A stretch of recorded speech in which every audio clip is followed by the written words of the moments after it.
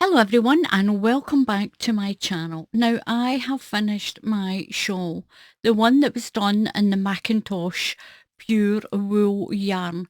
Now I put some pictures of it at the beginning of it around my model, and this is absolutely beautiful.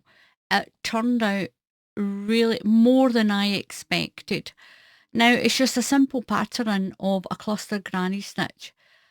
UK treble crochets, that is double crochets if you're in the USA. Then I done treble crochet, chain one, skip one, treble crochet, chain one, skip one more row of that treble crochet, and then my granny cluster again.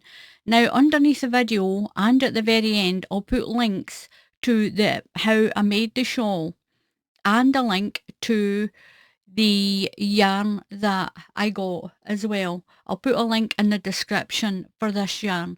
Now it is hand dyed yarn, pure wool, and it's made from blue faced Leicester sheep, and it's hand dyed by a man named James McIntosh. Beautiful, beautiful yarn. Doesn't do it justice. It really, I mean, you can see so much more of this yarn than you can with this camera. Absolutely beautiful. Now I put little tassels on the end. I've got 3 because it is a triangle. It's I did it in the triangle, and it goes round your shoulder. It's really warm as well because it's pure wool, but you can do this in any yarn.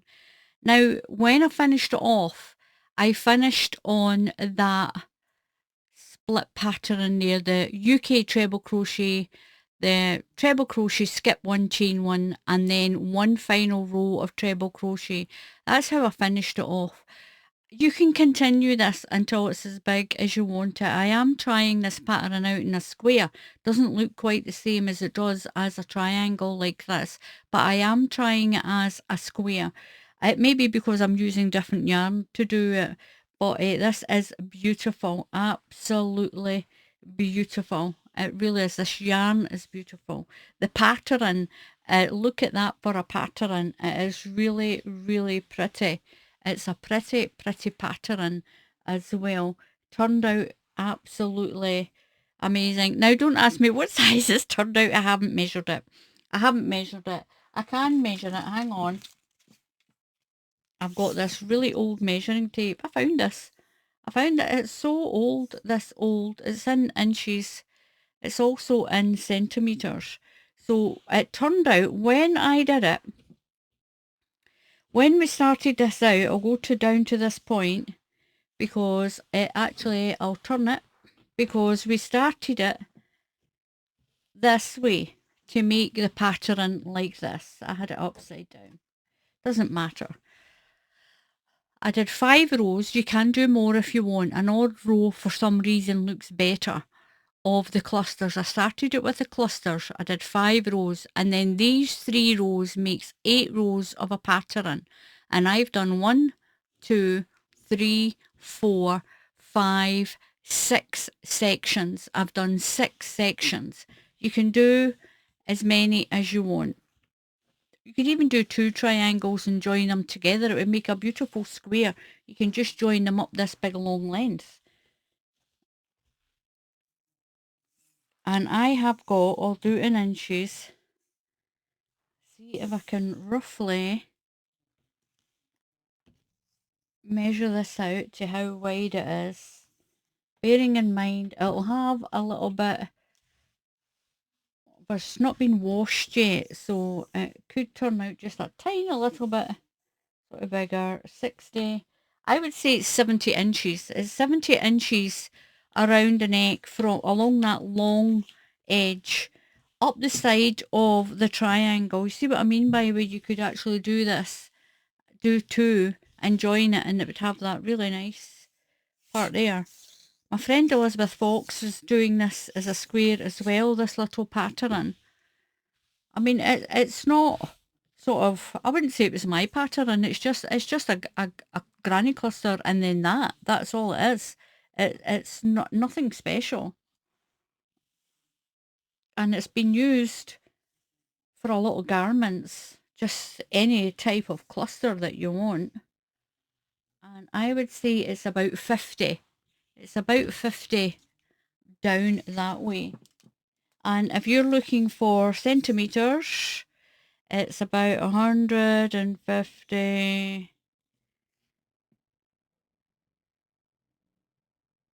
That's an extra 20, 150, 60, 70. It's about 170 centimetres wide by, what did I say going the other way? About 50? 128 centimetres going up and down that way. And this is a bright blue. Look at that blue. A really old one, that. And this is how it turned out. Now, the tassel, all I done to make the tassel, I wound 30 times around my mobile phone. Now, out of my 400 grams of yarn, that was 4 skeins, I've got this left. Now, to do that tassel, I just wrapped it around and around and around my phone. And when I took it off, I put my fingers through there and I just wrapped and wrapped and wrapped some yarn to make that little tassel-y part, you can see here. And then I joined it just with some strands around the corners, around these little peaks, and I've got 3 of them. So that's how I made those little tassels. The hooks I used were these Lantern Moon hooks. This is by Lantern Moon. It is Knit Pro that make these, but I'll put a link underneath. I got these from James McIntosh as well. So these are on the McIntosh website as well. The Lantern Moon. These are made from ebony. This is ebony and it's wooden, and they're what's called inline crochet hooks. And look at the difference in my stitching. It really makes a difference. My stitches look really even because the way the inline cut this, the way they cut it in, it's cut in and you've still got the full width of your hook at the back here. So when you've got these type of hooks, now this is a Knit Pro hook as well, but when you've got this type and you turn it around, you see how it thins in here, and a lot of people do crochet down here. They don't always keep their stitch up here where you're meant to, and it's that part that makes the stitch. But with these inline ones, the way it's cut in, and they're super smooth, they're absolutely beautiful. But if you look at the back of that one and the back of that one, you can see the way that one tapers in there, but this one is the same all the way up. So it keeps your correct size of stitch. And I know a lot of people will say, oh, well, I don't crochet away down. A lot of people do actually crochet down here. They do, the way they hold it, a lot of the stitches are down here so that it's not the full size of stitch you get. So a lot of people don't like these and a lot of people do.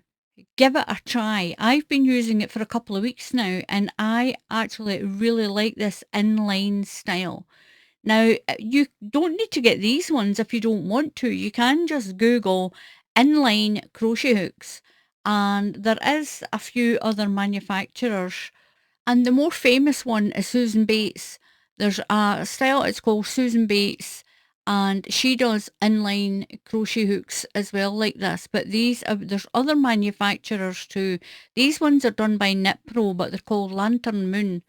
They're called Lantern Moon. You can read that there. Really pretty. They're good hooks, made with ebony and totally sustainable. A lifetime. These crochet hooks will last you a lifetime. Ones that you can pass on to your family as well. And they come in this beautiful little silk bag. But anyway, and I'm not getting paid to promote this video, by the way. I just wanted to show you how my shawl turned out. So once again, I'll show you those photographs of the shawl on my model.